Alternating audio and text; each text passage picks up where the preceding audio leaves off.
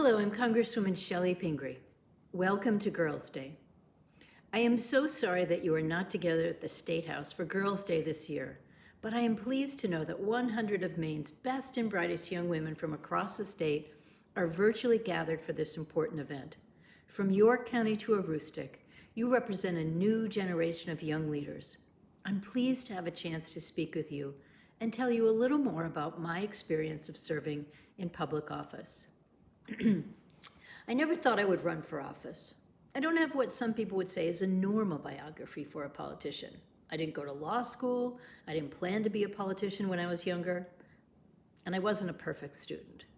I did go to college at the Atlantic in Bar Harbor, and I focused on environmental issues and organic farming.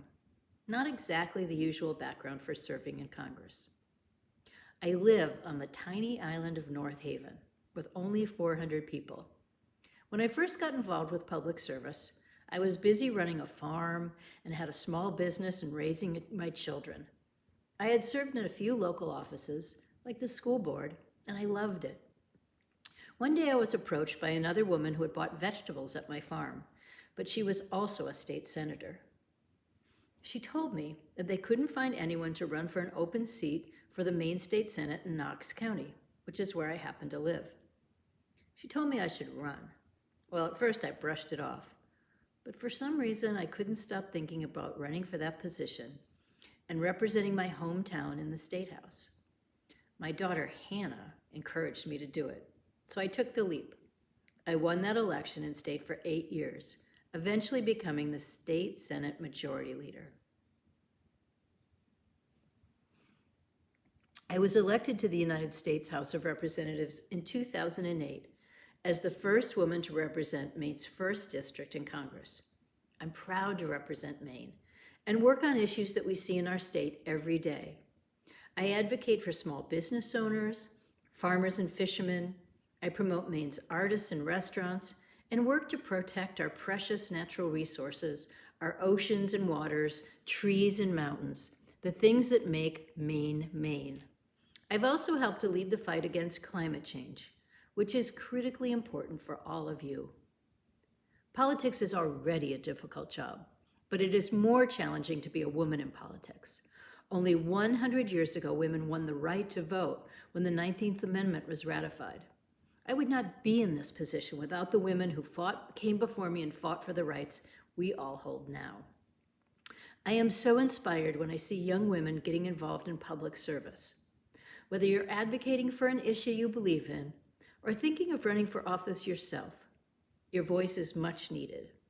I was very proud when the daughter who first encouraged me to run for office, Hannah, ran for the legislature herself. She was only 26 then, and she became Maine's youngest ever female Speaker of the House. The coronavirus has changed all of our lives, but I hope it will motivate you girls to get involved. This is a fascinating time to learn how politics impacts our everyday lives. Governments across the country and the globe, from the federal to the state to the local levels, are working to respond to the current situation in different ways. How is your community responding? What about your state leaders? As you get involved, I have one big piece of advice to give you, and that is to be yourself. People may try to sway you or tell you to act strategically, but what is more important is that you listen to your gut and be exactly who you are. That's how real change is made.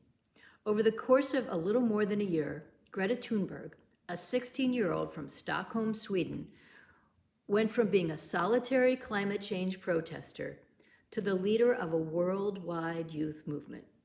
She stood up for what she believed in, and in doing so inspired millions of people from countries from around the globe to take to the streets to draw attention to protecting our planet.